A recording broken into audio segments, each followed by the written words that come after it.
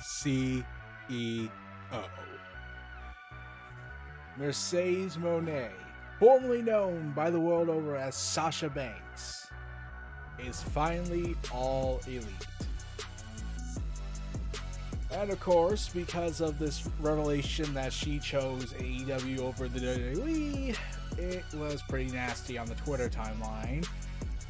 And other things that happened. But to give some backstory on this, Mercedes Moné had left WWE following a dispute, let's go with that simply as possible, with WWE management for the 1800 Broken Promise they did, where she and Naomi were going to go have a run with the tag titles, and it was supposed to lead into something and, elevate the division for the women's division wrestling scene. And they immediately wanted to be like, okay, we gave you the tag titles, now can you do something for us, even though we just gave you them, and it would be rendered moot at this point, since we want you and Naomi to split and compete against the world champions of SmackDown and Raw, and we're gonna just not care whatsoever. And Naomi and Mercedes Moné left, fully cutting their ties to WWE, dropping the belts on to the desk of John Laurinaitis, according to WWE. Now here's the thing: the whole situation on that was so messed up, because normally when things like this happen nowadays, you expect, that they're gonna go on the down low, they're gonna not talk about it, they're not gonna reference it, they're not gonna say anything about it, and they did the exact opposite of what I was expecting. Because here's the thing: remember when Stone Cold Steve Austin walked out, and you could have that argument about whether or not Austin was right or not? I personally get why he was pissed off, not because of all the stuff he was going through, well, that should have been one of it, but the reason why he was so against what they were doing is because he felt, why should I lose to Brock Lesnar in a qualifier match? I'm the biggest star, he's the next big guy for the wrestling industry, for our WWE. Wouldn't it make sense to build this to something big and make a match out, make a pay-per-view out of it, even, or a big TV show? Instead, it's just gonna be a qualifier match. So I get that. Should he have handled it differently? Yes or no? That's all up to people's perspective and viewpoints on all the stuff we do get told about it. Austin certainly admits he regrets doing it and wishes he could have done things differently, but he also took into account that things were not going so well and wouldn't really improve for another year or so for himself psychologically, and with the injuries he had built up for himself. And then he had to retire, then came back about a decade or so later and wrestled Kevin Owens for the honor of Texas, because that's the thing the story needed, the honor of Texas at stake. Given how things are nowadays, that's a depressing thought. But here's the thing: remember when Stone Cold walked out and Vince McMahon, right before everything came out and publicly announced his departure, and how he says that Stone Cold owes an apology to everybody he walked out on, to the fans, to whatnot, and at the time you weren't really sure, all you got was what you were told, because the internet wasn't like massive like it is now. And then fast forward to 13 years later, and WWE never learned from that mistake, because then all of a sudden Punk leaves and they don't address it. They don't mention him, they don't talk about him until a few weeks before Mania, when they had a show in Chicago just to troll the fans, because that's a brilliant idea in Chicago to do that. And then they referenced him again with the whole, they want you to quit, just like CM Punk did when Stephanie and Bryan had that segment at Payback. But they never really got into it until like months after. So when everything kind of calmed down a little bit, then they said something.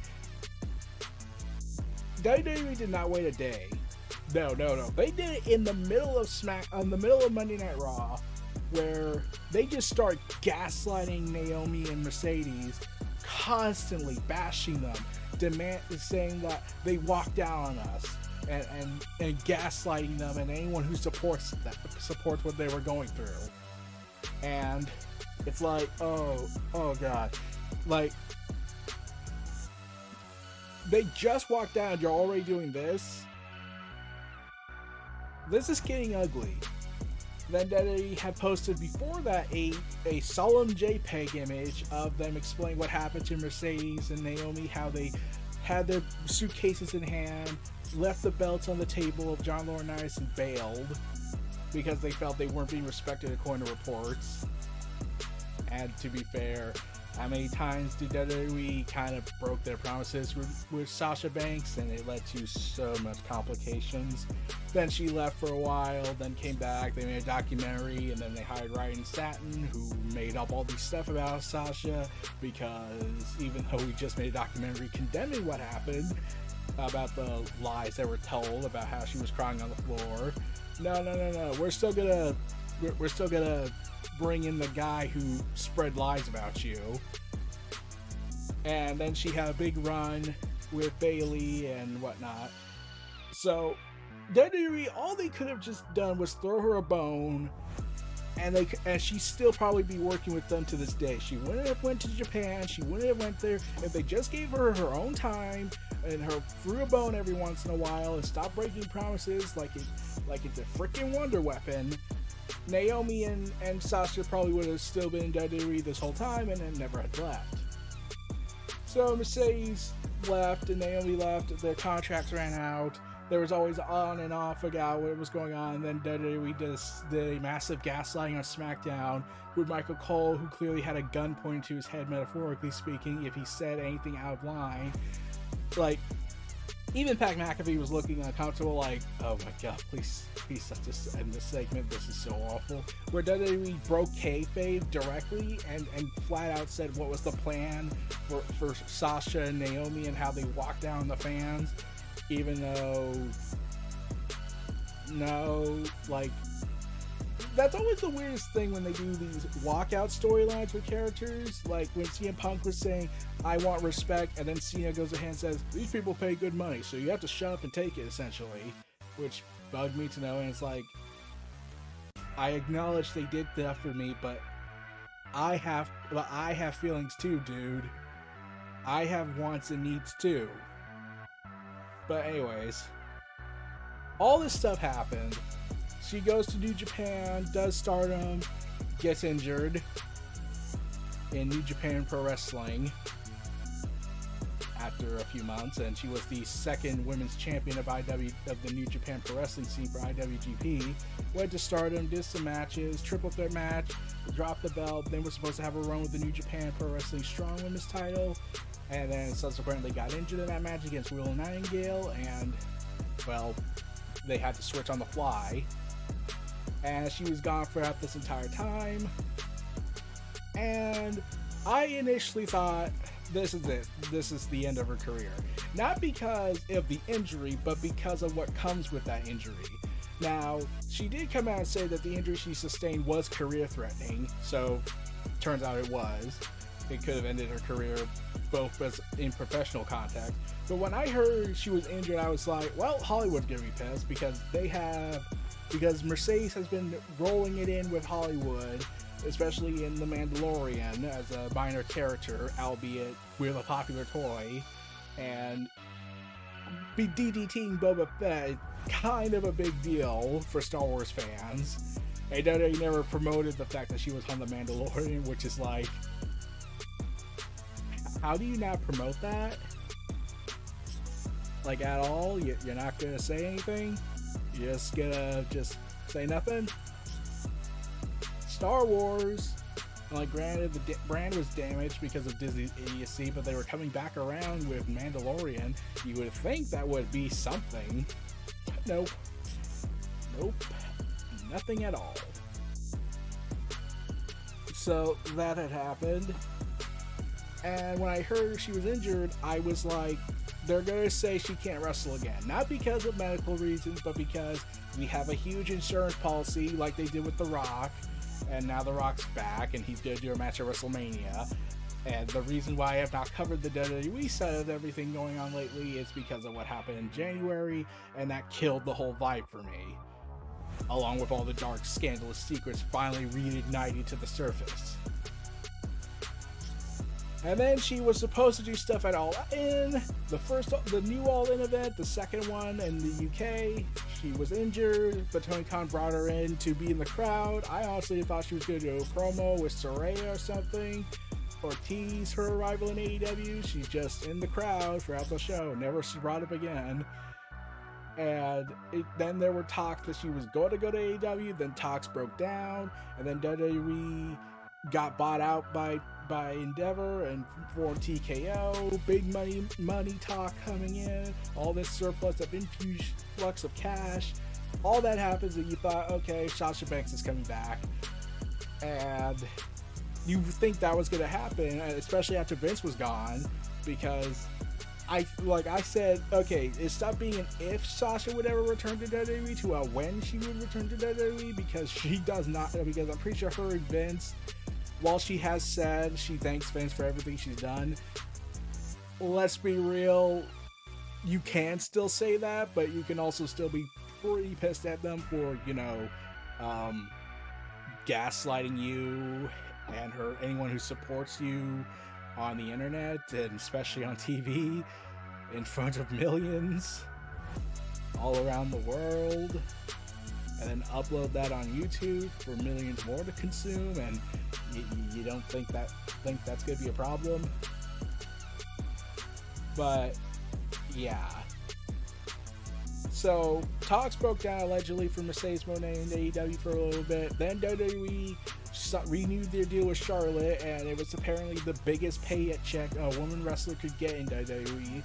Mercedes Moné was then reportedly in negotiations with WWE, and there were several demands. So basically here's the best way to describe it. She wanted the money that Charlotte got, and even more so, she felt like she was a big deal. And okay, you can have that argument if she is or isn't, but like, let's be real. If you're good at something, and people have said a lot, and she has a lot of fans, very, very passionate ones, who think she's all that and has rightfully earned that kind of money, we can have that argument. We can have that conversation. But it's also just like, this is a business. She's a free agent. She's trying to make it big. She's trying to earn a huge amount of cash. If she's gonna work still in wrestling, especially with Hollywood potentially breathing down her neck insurance-wise, then she's gonna make it worth her while to get as much money as possible. And it's like, oh no, the free agency world exists. My God. We can have that conversation if why do these sports people keep getting these big insane monies when people who are low-level government employees, or even people who work for years, are not getting that kind of insane cash. But yeah, WWE kind of had, like, the WWE report allegedly was willing to give that money to her, except then there was a minor thing that happened. You see, allegedly in the reports, Mercedes Moné wanted to keep her brand, wanted to keep the Mercedes Moné gimmick, the name, the brand, everything about her, the CEO gimmick that she was working with, the trademark she was working with. Triple H reportedly thought, we can work with that. I'll think about it. I'll try to see what things go through. But Nick Khan said no, allegedly in the reports, and that kind of killed it. And I was like, okay, you can't, like, God, Nick, like, I know you're the president of WWE currently, but you couldn't have just said yes. You couldn't just give her one thing she wants, throw the bone at her, give her the bone she wants, and you can do whatever you want afterwards for a while until she gets more pissed off at the next set of broken promises you do. You couldn't even try on the first attempt. Congrats. And then Shawn Rossap broke the story that Mercedes Moné was all elite, that she was in the talks with them or is signed with them, but they would not be debating her until after Revolution. And then Shawn Rossap went through madness, let's go with that, where, okay, so here's the thing. I have no opinion on Shawn Rossap. In the negative or positive way, I've interacted with him like a few times, mostly by accident, but I've been on mostly just to follow him because well, he's one of the more trustworthy news stories to rely on, to trust with the reports and all that in wrestling, as opposed to Dave Meltzer these days, or the insanity that goes on at RSN, or the podcasters of former wrestlers who go ahead and advocate for the most stupidest nonsense I have yet to see by mankind. And then heading into this, you got people like Eric Bischoff say that if she goes to AEW, her Hollywood career is over, her wrestling career is over, she won't be doing anything, she won't be doing anything in Hollywood, she's done. And I was like, oh, for fuck's sake. But yeah, this was a whole thing, and WWE Tribalists lost their ever collective mind, saying she can't go to AEW, she belongs in WWE, she can't do this, she can't do that, because it's not like that possessive attitude is what cost this whole relationship between her and WWE last time, and almost broke it the first time around, and when she left and took a break until WWE was like, oh no, you can take a break for a while, take as long as you want, and whatnot. But then Moné was allegedly said to have signed for a while now, for at least a little bit, probably December maybe, if not earlier, but like, yeah. And with all these concerns going on with WWE, AEW, I turn to for more solace and comfort. Wow, people that remind me of what happened in 2022 and 2023, and how all the things that could have been. Yeah. Still annoyed by that. But overall, in the end, it doesn't even matter. So, AEW then made a big announcement. Big business. For the new special for AEW Dynamite about 2 weeks after Revolution. And Revolution happened. Why I have not made videos about that show is beyond me, because I have just been having the lack of energy to care for some reason. But Moné, it was clear she was all elite, because they have the colors that defined Mercedes Moné when she wrestled in New Japan. They had the Boston stuff with the dollar signs for the S's.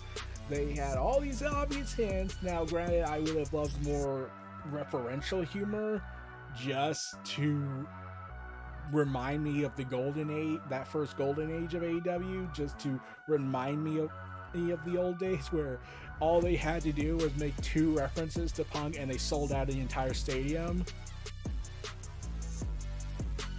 Remember those days when it looked like anything was possible at that point?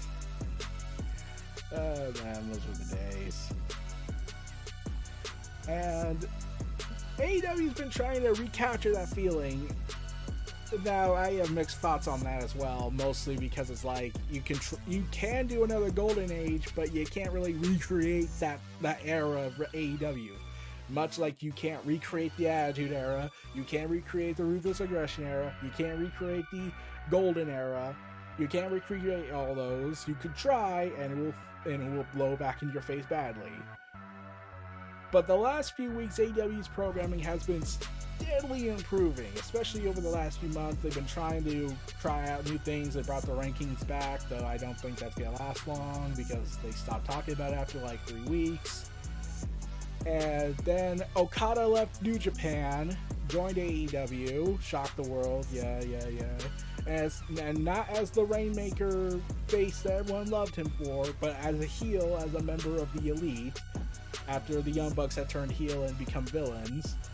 Let's see. Then Will Ospreay came in and fought Konosuke Takeshita, and, kicked the living and had a hellacious matchup. I'll get to that down the road too, hopefully. And then this week comes in. Mercedes Moné is all elite with the CEO, and whatnot. And people were asking Mikey Ruckus, the composer for AEW's music. Pretty freaking awesome. I actually follow him. I I think I tried to get an interview with him once a few years back, but that was when we were still living in the pandemic days and I had nothing better to do. So I thought, I'll try to see if I can get an interview with the guy. He'd be awesome. He has some pretty banger music. Oh god. But yeah. Mercedes Moné arrives at big business at the start because they need to recreate the first dance, but a female version of it for many. And she is ecstatic. The fans are welcoming her in Boston, her hometown. Everyone's welcoming her, and Bayley, Naomi, and Tamina were there. Oh, I forgot to mention, Naomi went to Impact TNA Wrestling for a little bit. Yeah, I was shocked that she went there as well, but not really mad. It was like, wow, that's interesting. And she provided a big boon for them. And then she went back to WWE recently in January for Royal Rumble. Yeah, now you can take that for what you will, but it was nice while it lasted. She had a nice run in TNA. But yeah, Bayley, Naomi, and Tamina was said to be at AEW's event and to support their buddy Moné. They were friends. Yeah, sisterhood and all that. The power of friendship. And subsequently, I heard Kevin Nash is currently ranting and raving on the street and complaining about how the fact that they are now traitors in someone's eyes. Or, betrayed the company because Triple H is a control freak, apparently, that has the fragility of a child and will go into a frenzy of hatred. Hey, don't look, I know Triple H probably doesn't think that, but let's be real. If Kevin Nash's multiple stories he had to say made no sense, the vibe I got was that you're thinking Triple H is that much of a fragile control freak. If that's the case, that's a problem, and if so, why would you want to be friends with someone like that? But that's just me. Moné was in AEW.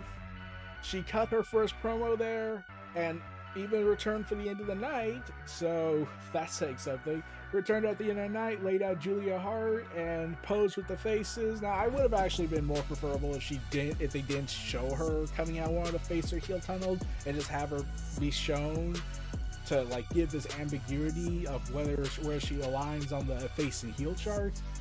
Because let's be real, she has some unfinished business with William Nightingale, who's a face. She has ambitious plans for the women's division. And here's the thing and people have been worrying about what's going to happen to her in terms of her presentation, because women's wrestling in AEW is very complicated. Let's go with that. In Ring of Honor, they're one of the big cornerstones of the division, of the Ring of Honor side division and whatnot. They have several things going for them. AEW, Tony Khan operates under the ratings driven as opposed to fun driven for the women's wrestling scene, because the women's wrestlers do not draw as much in the rating sense, which is, and maybe allegedly, if Kenny Omega's tweet was any indication from years back, that TNT and TBS executives are kind of still stuck in the past that women can't draw, which is still stupid if that is indeed the case, but that's a different subject. Moné, however, okay, now this is where I'm going to just say, allegedly, Moné has her contract with a clause that there needs to be an additional women's match or an additional women's segment. So if there's one women's match, there will have to be two. And if there's two women's matches, there will have to be three. If there's one women's match and one promo, there has to be another just to balance it out. So Moné is and she expresses how she's happy to be here, and that might be true. And then Sean Ross Sapp got to commit mass genocide on the tribalists who were denying and calling him a liar, a deceiver, a betrayer, a hypocrite, for some reason and making up slander statements about how he's a failure of a fraud and a failed journalist, and how he's wrong that Mercedes will never turn her back on WWE, even though she did everything they asked of her, and all she wanted in return was basically have a bone throw to her every now and again, and all that complex nonsense. But yeah, that's just from my perspective from what I've seen. But yeah, but the moment I saw, but Sasha had to be dealing this for months, dealing with all these people saying, "You're a liar, Mercedes isn't going to WWE," and he had to scream multiple times on podcasts saying, "No, she's going to AEW." Like, the very fact that he was that assured in January by that point, it was like, I think he might be right, because don't get this kind of energy from Dave Meltzer or any of the other journalists who would say stuff, who would claim that insert wrestler or insert company's event gonna happen.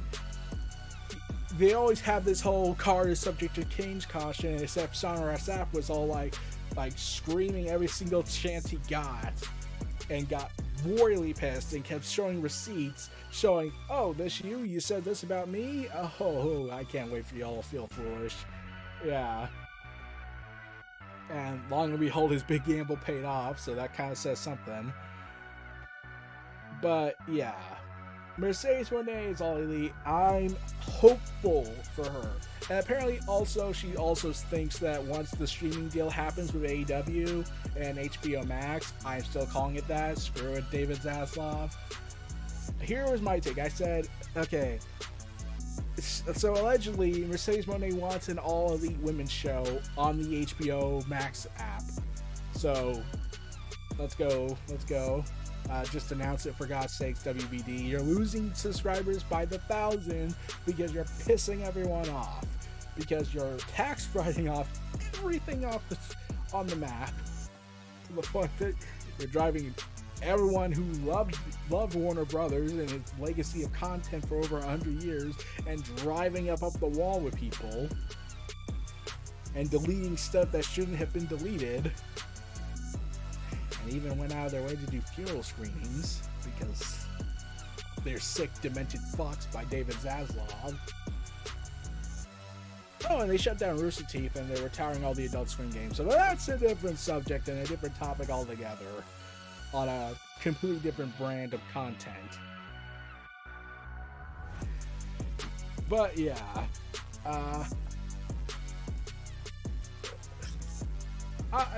they teased her matches. She looks to be going after Julia Hart, or at least feuding with Julia Hart and her Sky Blue companion.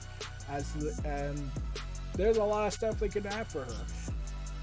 Actually, there's a tease of sorts before this on Collision, I believe, where Serena Deeb says she's the final boss of AEW, and I was like, that is a good entry point to start off with. Have a badass Mercedes Moné having a badass match with Serena Deeb. I know people will say, but then why would they tease Julia Hart and her? Well, it's actually quite simple. It's to tease.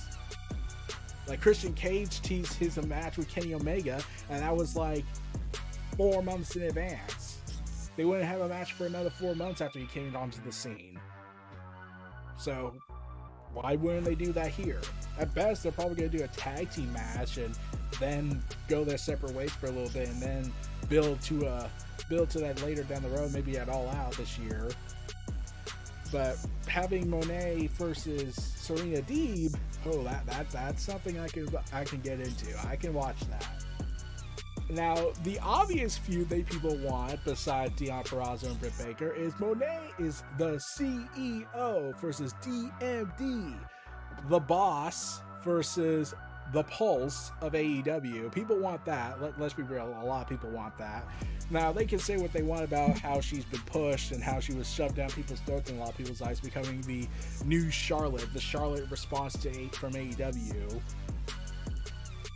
I don't know about that. And they could say her promo game's not up to par with Mercedes or not. Like, if it is, if it isn't, we'll see when they eventually do have a clash on the microphone. But there's just so many people I want to see her fight with. Could we see her and Saraya go at it? Probably mostly because you know the history between her and Saraya. While Saraya forgave Mercedes for that injury years back, and fans for some reason don't let it go, even though she's repeatedly apologized profusely for that, both in person and privately and in public on God knows how many occasions. But they are like, no, you can't apologize because I say so. And I'm just like, oh god. Mercedes' friends Bailey was seen in the crowd at Dynamite, mostly in the Raptors, recording with her big iPad, which was funny. And I saw Tribalists freak out and telling people to delete that picture because you're going to get her in trouble. You're going to get her screwed at WrestleMania. You're going to ruin her career. It's like, that would really ruin her. Like, so let's see if I get this straight. Even though AEW did not bring her up, even though AEW did not show her on TV, and it was fans who showed it, you're really thinking that they're gonna go out of their way, that WWE will be that cruel to punish Bayley for going to a show where she was in the rafters, not seen on TV, unlike what happened in TNA all those years ago with that coach, which you can have that argument, but I'm still thinking that was a huge, massive explosion for no purpose, for no great reason, that WWE will never find a way to justify, in my honest opinion.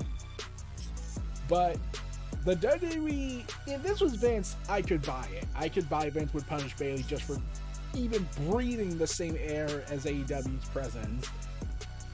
But Triple H? Like, burying Bayley for something a fan posted?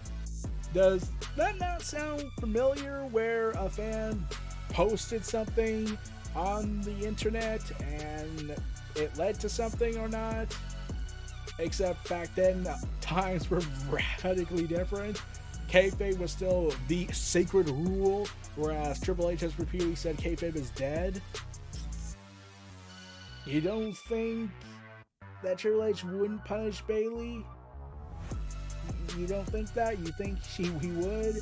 Especially considering that he went through a similar experience where he was on camera with people he weren't supposed to be working with, or people who were heels or faces, or, you know, not really supposed to interact outside the shows. And that ended badly for him for a while, and other people were untouchable, and he was the one left holding the punishment bag. Yeah, if it turned out Bayley was screwed by WWE for this, it's like, oh god.